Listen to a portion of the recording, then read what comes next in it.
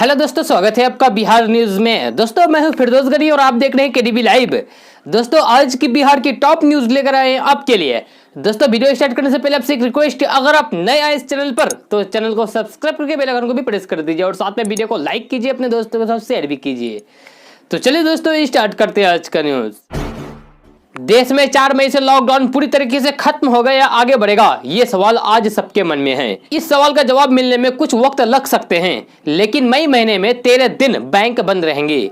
जी हां, इनमें से ईद, बुद्ध पूर्णिमा, मजदूर दिवस जैसे छुट्टियां शामिल है। इन 13 छुट्टियों के अलावा अलग अलग राज्यों में होने वाली छुट्टियां भी शामिल है। इस दौरान खाता धारकों को काफी परेशानी का सामना करना पड़ सकता है, इसीलिए अगर बैंक से जुड़ा कोई भी कार्य बचे हुए हैं तो उसे समय पर पूरा कर लीजिए।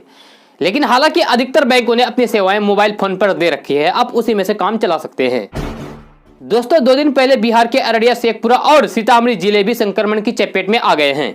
इसके साथ ही बिहार में संक्रमण ने 28 जिलों में अपना पांव पसार लिए हैं। सबसे खास बात यह है कि बिहार के 38 जिलों में से 13 जिले रेड जोन में शामिल हो गए हैं। इनमें से मुंगेर, पटना, नालंदा, सिवान, बक्सर, बेगूसराय, भागलपुर, गया, गोपालगंज, कैमूर, नवादा, रोहतास और सारण जिला शामिल है। वहीं पटना, बक्सर, गोपालगंज और कैमूर में भी संक्रमण के मामले लगातार सामने आते रहते हैं।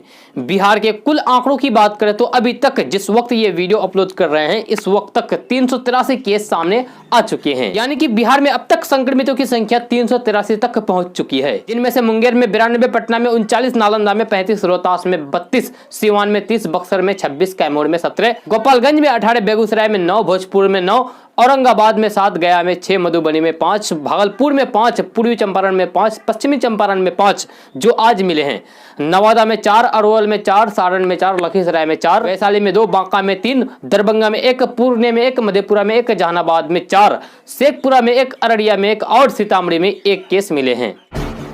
कृषि विभाग ने लॉकडाउन के दौरान ड्यूटी पर तैनात चौकीदार के साथ बदसलूकी और उन्हें उठक बैठक कराने वाले अररिया के तत्कालीन जिला कृषि पदाधिकारी मनोज कुमार को निलंबित कर दिया है। जी हां, कृषि मंत्री डॉक्टर प्रेम कुमार ने बताया कि विभाग जांच रिपोर्ट का इंतजार कर रहा था। रिपोर्ट आने के बाद उन्हें निलंबित कर दिया गया है। कहा है कि घटना की जानकारी मिलते ही तुरंत शोकाज नोटिस जारी करते हुए जांच का आदेश दिया गया था। जांच कार्य प्रभावित न हो इसके लिए उनको वहां से हटा भी दिया गया था। जांच रिपोर्ट आते ही मंगलवार को तुरंत अररिया के तत्कालीन जिला कृषि पदाधिकारी को निलंबित कर दिया गया है। अंतर्राष्ट्रीय और अंतर्राज्यीय सीमा से सटा किशनगंज जिला अब रेड जोन में माने जाने वाला इलाकों में से घिरता जा रहा है। जी हां, किशनगंज के सीमावर्ती बंगाल के दार्जिलिंग और बिहार के अररिया, पूर्णिया में भी संक्रमित मरीज के मिलने से चुनौतियां बढ़ती जा रही है। वहीं नेपाल की खुली बॉर्डर और सीमावर्ती बांग्लादेश की अंतर्राष्ट्रीय सीमा से सटे होने के कारण ग्रीन जोन में बने रहने को लेकर जिला प्रशासन भी पूरी तरीके से मुस्तैद दिख रही है। बिहार के विभिन्न जिलों में लगातार बढ़ रहे संक्रमण के मद्देनजर जिला प्रशासन द्वारा एहतियातन क्वारंटाइन सेंटर और आइसोलेशन सेंटरों की संख्या बढ़ाने और बाहर से आने वाले प्रवासियों और अन्य लोगों को प्रवेश करते ही तत्काल क्वारंटाइन करने और जांच के लिए सैंपल लेने को लेकर स्वास्थ्य विभाग को अलर्ट पर रखा है। साथ ही जिले में क्वारंटाइन सेंटर और आइसोलेशन सेंटर बनाने पर भी जोर दिया जा रहा है।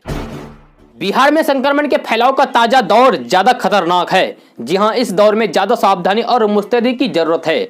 बीते 3-4 दिनों में संक्रमण के जो मामले सामने आ रहे हैं उनमें से ज्यादातर गांव के ही हैं। अब तक संक्रमण का दायरा ज्यादातर शहरों में ही सीमित था। इसमें से अब पंचायती राज संस्थानों के जनप्रतिनिधियों और समाज सेवी संस्थानों की जवाबदेही ज्यादा बढ़ गई है। साथ ही क्वारंटाइन केंद्र पर सुविधाओं के साथ वहां रखे गए लोगों पर निगरानी भी बढ़ानी होगी। मिल रही खबरों के मुताबिक जहां दूसरे प्रदेशों में आर्थिक तंगी और अन्य परेशानियां बढ़ रही है, वहीं प्रवासी बिहारी तरह तरह के माध्यम का सहारा लेकर बिहार लौटने लगे हैं। इसमें से मालवाहक ट्रकों से लेकर प्राइवेट गाड़ियां महंगी दरों पर बुक करा करके भी लोग आ रहे हैं। साथ ही सैकड़ों हजारों किलोमीटर दूरी पैदल ही सफर तय करके अपने अपने घर पहुंच रहे हैं। राजधानी पटना में संक्रमण धीरे धीरे फैलते जा रहे हैं। अब तक 11 इलाकों में यह बीमारी फैल चुकी है। इसलिए जिला प्रशासन इन इलाकों से सटे मोहल्ले में तेजी से सर्वेक्षण का काम कर रहा है। ऐसी आशंका है कि जो प्रभावित इलाका है उससे सटे इलाकों में बीमारी फैल सकती है। हाल ही में पटना में मिले मरीजों में लक्षण के आधार पर उनकी पहचान नहीं हुई है, बल्कि पहले से पीड़ित लोगों के संपर्क में आने वाले व्यक्तियों की जांच में बीमारी पहचान में आई है। बीमारी का लक्षण नहीं देखने के कारण अब पीड़ित की पहचान करना चिकित्सा टीम के लिए भी मुश्किल हो रहा है।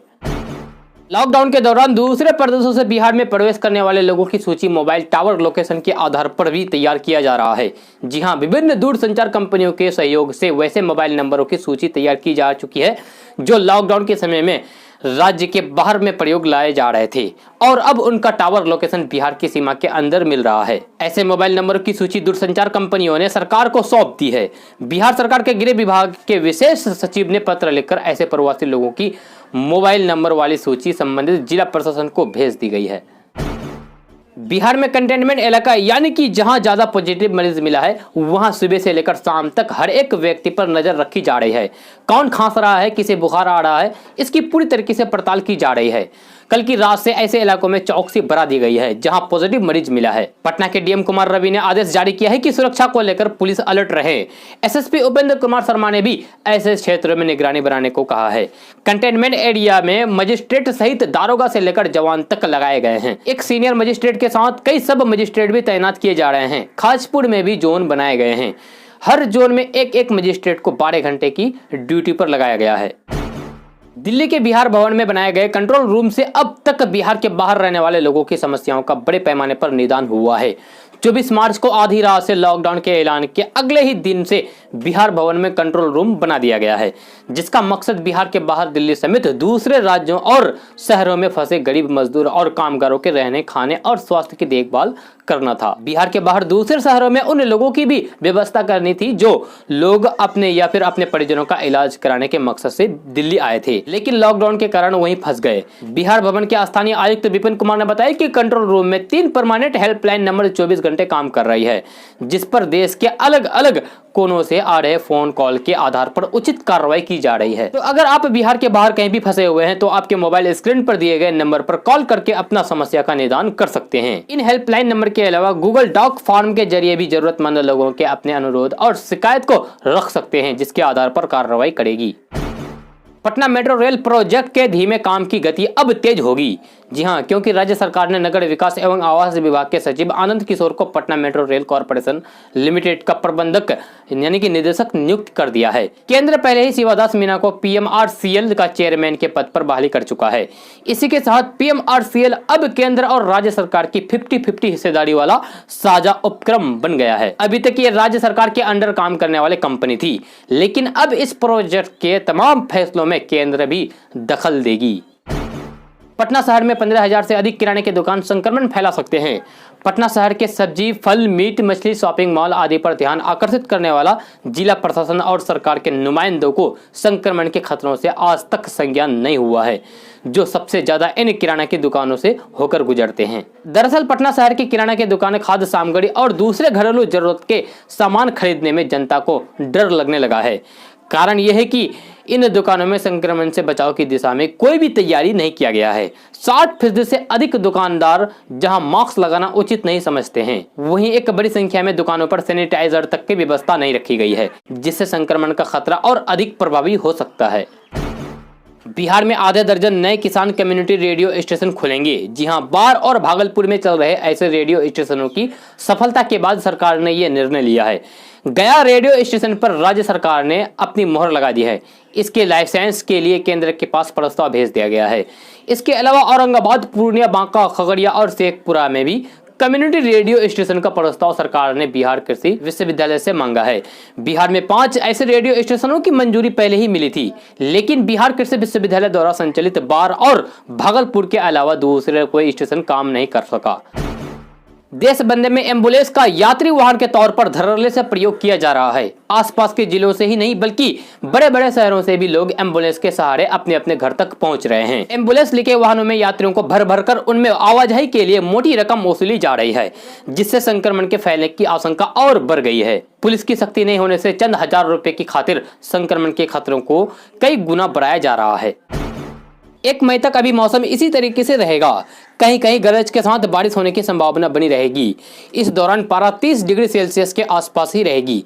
बिहार कृषि महाविद्यालय सबौर के मौसम वैज्ञानिक डॉक्टर वीरेंद्र कुमार ने बताया कि बुधवार को अधिकतम तापमान 29 और न्यूनतम 21 डिग्री सेल्सियस दर्ज किया गया था। उन्होंने बताया कि पूर्व हवा चलने से नमी है। मौसम वैज्ञानिक ने बताया कि भागलपुर में मौसम सुहाना रहा। सुबह से शाम तक धूप के साथ हल्की हवा चली।